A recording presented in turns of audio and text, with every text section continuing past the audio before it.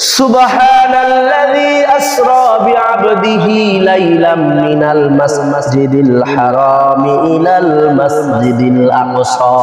সম্মানিত এমন আল্লাহ যিনি তার বান্দাকে মসজিদে হারাম থেকে নিয়ে মসজিদে আকসা পর্যন্ত সফর করিয়েছে। জোরে বলেন সুবহানাল্লাহ।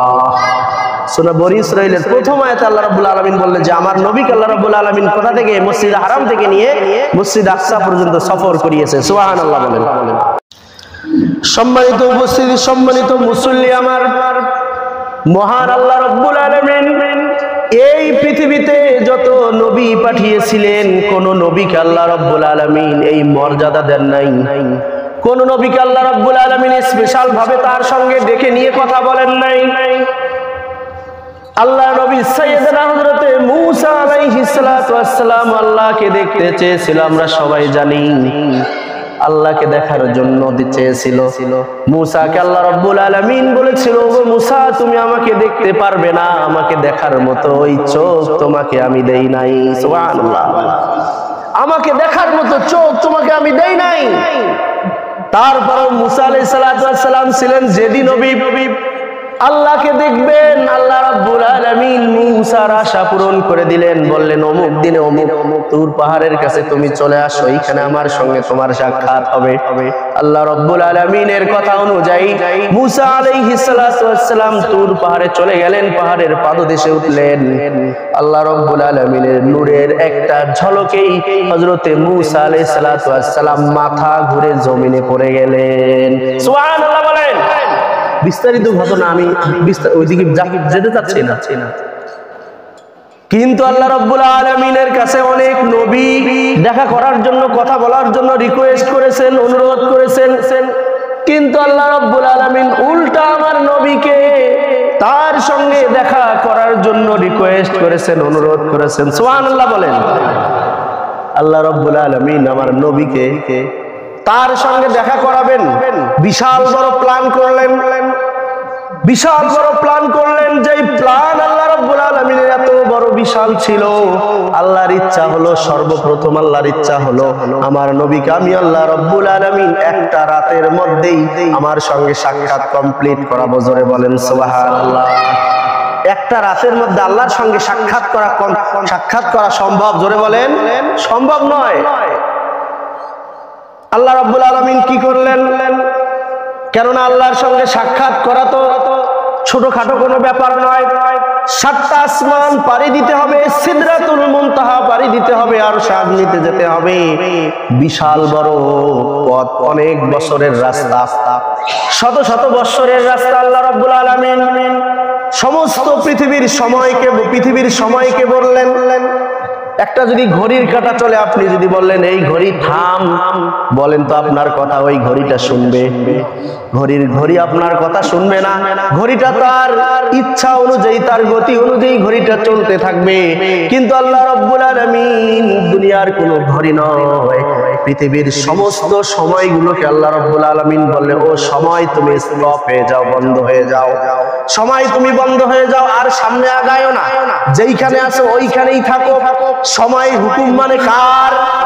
সময় আল্লাহর হুকুম মানে সময় স্টপ হয়ে গেলেন, বন্ধ হয়ে গেলেন।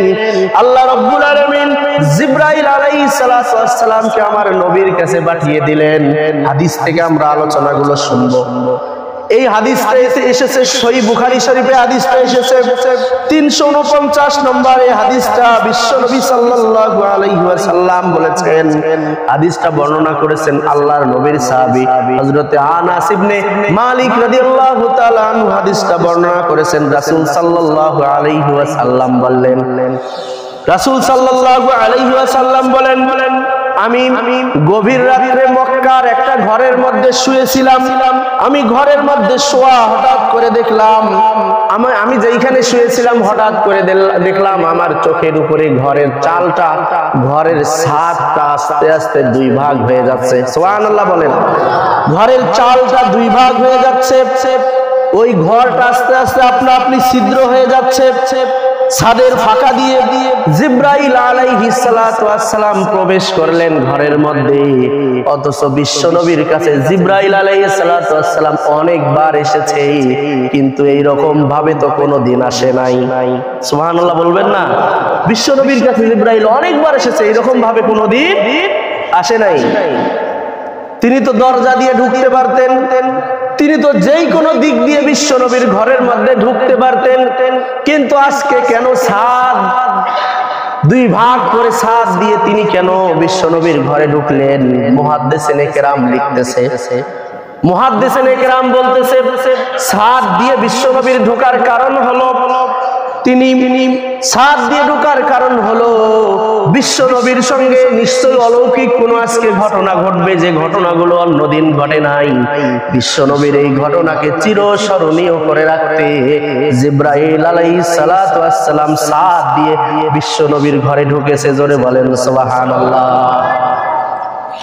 এইটা নবীদের যে একটা মুজিজা রয়েছে, আমাদের নবীর যে মুজিজা রয়েছে, সেই মুজিজার প্রমাণ দেওয়ার জন্য জিবরাইলকে আল্লাহ রাব্বুল আলামিন অন্য কোন দিক দিয়ে না ঢুকিয়ে ছাদ দিয়ে আমার নবীর ঘরে ঢুকিয়ে দিয়েছে। জোরে বলেন সুবহানাল্লাহ। হযরত জিবরাইল আলাইহিস সালাতু ওয়াস সালাম রাসূল সাল্লাল্লাহু আলাইহি ওয়াসাল্লামের ঘরে ঢুকলেন। ঘরে ঢোকার পরে অন্য আরেকটা ফেরেশতার সাহায্য নিয়ে আমার নবী সাল্লাল্লাহু আলাইহি ওয়াসাল্লামকে হাতিমে কাবায় নিয়ে গেল। কাবা শরীফের পাশে একটা জায়গা রয়েছে, যে জায়গার নাম হইতেছে হাতিমে কাবা। এই হাতিমে কাবার মধ্যে আরেকটা ফেরেশতা সহ জিবরাইল আলাইহিস সালাতু ওয়াস সালাম আমার নবীকে নিয়ে গেল। আমার নবী বলতেছে, আমাকে সেইখানে নিয়ে গিয়ে জিবরাইল আলাইহিস সালাতু ওয়াস সালাম আমার বুকটা দ্বিখণ্ডিত করে দিলেন। সুবহানাল্লাহ বলেন। হাদিস থেকে বলতেছি, সেইখানে আমাকে বসানোর পরে হযরত জিবরাইল আলাইহিস সালাতু ওয়াস সালাম আমার বুকটা চিরে দ্বিখণ্ডিত করে দিলেন। দ্বিখণ্ডিত করে দেওয়ার পরে হযরত জিবরাইল আলাইহিস সালাতু ওয়াস সালাম জমজমের পানি দিয়ে আমার বুকের ভেতরটা পরিষ্কার করে দিলেন। জোরে বলেন সুবহানাল্লাহ। জমজমের পানি দিয়ে আমার বুকের ভেতরটা পরিষ্কার করে দিলেন। আরো জোরে বলি সুবহানাল্লাহ। তারপর জিবরাইল আলাইহিস সালাতু ওয়াস সালাম স্বর্ণের একটা পাত্র নিয়ে আসলেন। স্বর্ণের এই পাত্রটা নিয়ে আসার পরে এই পাত্রের মধ্যে দুইটা জিনিস ছিল। জোরে বলেন কয়টা? স্বর্ণের পাত্রটার মধ্যে দুইটা জিনিস ছিল, একটা হইতেছে হিকমত আর একটা হইতেছে ঈমান। দুইটা জিনিস স্বর্ণের পাত্রের মধ্যে নিয়ে আসা হলো। এই পাত্র থেকে হিকমত আর ঈমানটাকে আমার বুকের মধ্যে রেখে আমার বুকটাকে অপারেশন করে দিয়ে সেলাই করে দেওয়া হলো। জোরে বলেন সুবহানাল্লাহ। যেটাকে বলে ওপেন হার্ট সার্জারি, বর্তমান চিকিৎসা বিজ্ঞানে যেটাকে ওপেন হার্ট সার্জারি বলে। ভালো করে তথ্য নিয়ে দেখবেন, বর্তমানে যে ওপেন হার্ট সার্জারি যেটাকে বলে সিনা চাক, এই ওপেন হার্ট সার্জারিটা এসেছে রাসূল সাল্লাল্লাহু আলাইহি ওয়াসাল্লামের এই হাদিস থেকে। জোরে বলেন সুবহানাল্লাহ।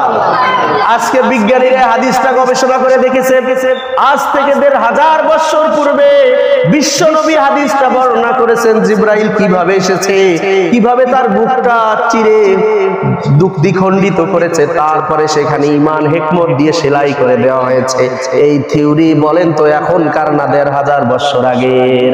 এটা ১৫০০ বছর আগের থিওরি, যেই থিওরি গবেষণা করে তারা দেখেছে যদি বুক চিরে সেইখানে কোনো কিছু বসাই দিয়ে যদি আবার সেটাকে সেলাই করে দেওয়া সম্ভব হয়, তাহলে মানুষেরও এখনকার যুগে মানুষেরও বুকের ভিতরে কিছু হলে সেটাকে চিরে দ্বিখণ্ডিত করে সেখানে কোনো কিছু স্থাপন করে দিয়ে কোনো কিছু ঠিক করে আবার সেলাই করে দেওয়া সম্ভব, যার কারণে চিকিৎসা বিজ্ঞানে ওপেন হার্ট সার্জারি বের হয়েছে। জোরে বলেন সুবহানাল্লাহ। বিশ্বনবী সাল্লাল্লাহু আলাইহি ওয়াসাল্লামকে এরকম ভাবে ওপেন হার্ট সার্জারি করা হলো হিকমত আর ঈমান দিয়ে। আর একটা হাদিস থেকে আমরা এখন শুনবো। এই হাদিসটা এসেছে সহিহ মুসলিম শরীফে, হাদিসটা এসেছে মুসলিম শরীফের ৩০০ নম্বর হাদিস। জোরে বলুন কয় শত নম্বর? সহিহ মুসলিম শরীফের ৩০০ নম্বর হাদিসে এসেছে রাসূল সাল্লাল্লাহু আলাইহি ওয়াসাল্লাম বললেন যে আমাকে ওপেন হার্ট সার্জারি করার পরে আমার সামনে একটা বোরাক নিয়ে আসা হলো। জোরে বলেন কি? বোরাক নিয়ে আসা হলো। এই বোরাকটা নিয়ে আসা হলো, আমি দেখতে পেলাম এই বোরাকটা একটা প্রাণীর মতো দেখতে। কিরকম প্রাণীর মতো দেখতে? প্রথমত বোরাকের গায়ের রং হলো সাদা, কিন্তু দেখতে মোটামুটি একটু লম্বা। তারপরে দেখলাম যে বোরাকটা গাধার চেয়ে একটু বড় এবং খচ্চরের চেয়েও একটু ছোট। সুবহানাল্লাহ বলবেন না? বলেন বোরাকের গায়ের রং কি? জোরে বলেন। সাদা, কিন্তু একটু লম্বা, আর গাধার চেয়ে ছোট, খচ্চরের চেয়ে একটু বড়। সহিহ তিরমিজি শরীফের আরেকটা হাদিস থেকে এর অংশটা, এই হাদিসে আবারও ফিরে আসতেছি। তিরমিজি শরীফের আরেকটা হাদিস শুনি। তিরমিজি শরীফের 3131 নম্বর হাদিস, 3131 অর্থাৎ 3131 নম্বর হাদিস। এটা তিরমিজি শরীফের হাদিসটা এসেছে বিশ্ব নবী সাল্লাল্লাহু আলাইহি ওয়াসাল্লাম বলেন, হযরতে আনাস ইবনে মালিক রাদিয়াল্লাহু তাআলা আনহু বর্ণিত, তিনি বললেন যে বিশ্ব নবী বললেন যে আমার সামনে বোরাকটা নিয়ে আসা হলো, দেখতে সাদা, লম্বা, গাধার চেয়ে বড় এবং খচ্চরের চেয়ে একটু ছোট, এরকম দেখার মতো একটা বোরাক আমার সামনে নিয়ে আসা হলো।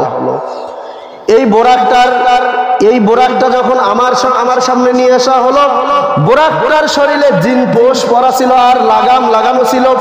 জিনপোষ অর্থ হচ্ছে বোরাকের উপরে বসার জন্য একটা সিট, একটা জায়গা থাকে, সেটাকে জিনপোষ বলা হয়। আর লাগাম তো আমরা সবাই জানি, যেটা আমরা গরুতে লাগাই, দড়ি লাগাই না, নোক্তা লাগাই দিয়ে তারপরে গলার মধ্যে দড়ি যেমন লাগে, সেই রকম বোরাকের মধ্যে কি লাগানো ছিল? একটা লাগাম লাগানো ছিল। তারপরে বিশ্বনবী সাল্লাল্লাহু আলাইহি ওয়াসাল্লামকে বোরাকে উঠার জন্য বলা হলো। বিশ্বনবী বোরাকে উঠবেন, কিন্তু বোরাকে তিনি উঠতে পারতেছেন না। তার কারণ হলো বোরাকটা স্থির ছিল না। বোরাকটা কি ছিল না? স্থির ছিল না। বোরাকটা শুধু লাফাচ্ছে আর লাফাচ্ছে। 3131 নম্বর হাদিস সহিহ মুসলিম তিরমিজি শরীফে। বোরাকটা শুধু কি করতেছে? বোরাক যদি লাফাইতে থাকে, বলেন তো বোরাকের উপরে ওঠা যাবে? বোরাক লাফাইতেছে, বোরাকের মধ্যে ওঠা যাচ্ছে না। হযরতে জিবরাইল আলাইহিস সালাতু ওয়াস সালাম বোরাককে বললেন, এ বোরাক, তুমি কি মুহাম্মদ সাল্লাল্লাহু আলাইহি সাল্লামের সাথেও এরকম করবে? তুমি কি মুহাম্মদ সাল্লাল্লাহু আলাইহি সাল্লামের সাথেও এরকম করবে? তাকে উঠতে দেবে না? তখন বোরাককে জিবরাইল আলাইহিস সালাতু ওয়াস সালাম বোরাককে বললেন, ও বোরাক, তোর উপরে এমন ব্যক্তি উঠতে যাচ্ছে, আল্লাহর সৃষ্টির মাঝে মুহাম্মদ সাল্লাল্লাহু আলাইহি ওয়াসাল্লামের চেয়ে অধিক সম্মানিত কেউ আর তোমার পিঠে আর কোনোদিন ওঠে নাই। সুবহানাল্লাহ। যিনি উঠবে তেনার মতো সম্মানী ব্যক্তি পৃথিবীর মধ্যে আর কেউ তোমার পিঠে ওঠে নাই। আরো জোরে বলি সুবহানাল্লাহ। বোরাক এই কথা শোনার সঙ্গে বোরাক স্থির হয়ে গেল এবং বোরাকের শরীর থেকে ঘাম বের হওয়া শুরু করে দিল। সুবহানাল্লাহ বলেন। বোরাক শরীর ঘেমে গেল, বোরাক স্থির হয়ে গেল, স্থির হয়ে দাঁড়িয়ে গেল। বিশ্বনবী সাল্লাল্লাহু আলাইহি ওয়াসাল্লাম তারপর ওই বোরাকের পিঠের মধ্যে চড়লেন। জোরে বলেন সুবহানাল্লাহ। আমরা আবার ওই মুসলিম শরীফের 300 নম্বর হাদিসে ফিরে যাই। তারপরে মুসলিম শরীফের হাদিসে বিশ্বনবী সাল্লাল্লাহু আলাইহি ওয়াসাল্লাম বললেন, এই বোরাকের উপরে করে আমাকে সেখান থেকে বাইতুল মুকাদ্দাসে নিয়ে যাওয়া হলো। ফিলিস্তিনের রাজধানী জেরুজালেমের যেই বাইতুল মুকাদ্দাস, যেই বাইতুল মুকাদ্দাসের মধ্যে ইহুদি খ্রিস্টানেরা, ইহুদিরা নির্যাতন চালাচ্ছে। জোরে বলেন নাউজুবিল্লাহ। যেই মসজিদের মধ্যে বিশ্বনবী সাল্লাল্লাহু আলাইহি ওয়াসাল্লামকে নিয়ে আসলো। আচ্ছা বলেন তো, এই মক্কা থেকে বাইতুল মুকাদ্দাস পর্যন্ত বিশ্বনবীকে যে আল্লাহ রাব্বুল আলামিন নিয়ে গেলেন, এইটার নাম কি বলতে পারবেন কেউ? ইসরা, মানে সফর করা, যেটাকে আল্লাহ রাব্বুল আলামিন কুরআনুল কারীমের সূরা বানী ইসরাঈলের প্রথমেই বলে দিয়েছে, সুবহানাল্লাযী আসরা বিআবদিহি লাইলাম মিনাল মাসজিদিল হারামি ইলাল মাসজিদিল আকসা। সম্মানিত এমন আল্লাহ, যিনি তার বান্দাকে মসজিদে হারাম থেকে নিয়ে মসজিদে আকসা পর্যন্ত সফর করিয়েছে। জোরে বলেন সুবহানাল্লাহ। সূরা বনী ইসরাঈলের প্রথম আয়াতে আল্লাহ রাব্বুল আলামিন বললেন যে আমার নবীকে আল্লাহ রাব্বুল আলামিন কোথা থেকে? মসজিদে হারাম থেকে নিয়ে মসজিদ আকসা পর্যন্ত সফর করিয়েছে। সুবহানাল্লাহ বলেন। তারপরে বিশ্বনবী সাল্লাল্লাহু আলাইহি ওয়াসাল্লাম মসজিদ আকসার মধ্যে যখন পৌঁছাইলেন, মসজিদ আকসার বাইরে একটা খুঁটি ছিল, যেই খুঁটির মধ্যে আল্লাহ রাব্বুল আলামিনের যত নবী এসেছিল, ওই অনেক নবী মসজিদ আকসাতে ঘুরতে এসেছিল, নামাজ আদায় করার জন্য এসেছিল। সমস্ত নবীরা যানবাহন নিয়ে, ঘোড়া নিয়ে, উট নিয়ে, ঘোড়া নিয়ে ওই মসজিদে এসে যেই খুঁটির মধ্যে, যেই বাঁশের মধ্যে, যেই খুঁটির মধ্যে তিনি তারা ঘোড়াগুলো বেঁধেছিলেন, বিশ্বনবী বললেন আমিও সেই খুঁটির মধ্যে আমার বোরাকটা বেঁধে রাখলাম। জোরে বলেন সুবহানাল্লাহ। যে খুঁটিতে অন্যান্য নবীরা ঘোড়া উট নিয়ে এসে বেঁধে রাখছিলেন, সেই খুঁটির মধ্যে আমিও আমার বোরাকটাকে কি করে রাখলাম? বেঁধে রাখলাম। তারপরে আমি মসজিদে প্রবেশ করলাম। মসজিদে প্রবেশ করার পরে অন্য আরেক বর্ণনায় বলা হয়েছে আল্লাহ রাব্বুল আলামিন পৃথিবীর সমস্ত নবীকে ওই মসজিদের মধ্যে নিয়ে আসলেন বিশ্ব নবীর পিছনে 2 রাকাত নামাজ আদায় করার জন্য। জোরে বলেন সুবহানাল্লাহ। যে বিশ্ব নবী ওই মসজিদে পৃথিবীর সমস্ত নবীকে আল্লাহ রাব্বুল আলামিন একত্রিত করলেন বিশ্ব নবীর পিছনে, আমার নবীর পিছনে 2 রাকাত নামাজ আদায় করার জন্য। আরো জোরে বলি সুবহানাল্লাহ। সমস্ত নবীরা আমার নবীর পিছনে দাঁড়িয়ে 2 রাকাত নামাজ আদায় করলেন আমার নবীর ইমামতিত্বে। আর ওই সময় আল্লাহ রাব্বুল আলামিন পৃথিবীর সমস্ত নবীর চাইতে আমার নবীকে শ্রেষ্ঠত্বের মর্যাদা দান করলেন। জোরে বলেন সুবহানাল্লাহ। তারপরে বিশ্বনবী সাল্লাল্লাহু আলাইহি ওয়াসাল্লাম মসজিদ থেকে বের হলেন। বিশ্বনবী বললেন আমি মসজিদ থেকে বের হলাম। জিবরাইল আলাইহিস সালাতু ওয়াস সালাম মসজিদ থেকে বের হওয়ার পরে জিবরাইল আলাইহিস সালাতু ওয়াস সালাম আমার সামনে 2টা পাত্র নিয়ে আসলো। 2টা পাত্র নিয়ে আসলো। একটা পাত্রের মধ্যে দুধ নিয়ে আসলো, আর একটা পাত্রের মধ্যে মদ নিয়ে আসলো। বিশ্বনবী সাল্লাল্লাহু আলাইহি ওয়াসাল্লাম বললেন যে আমি দুধের পাত্রটা অর্থাৎ দুধটা গ্রহণ করলাম। জোরে বলেন সুবহানাল্লাহ।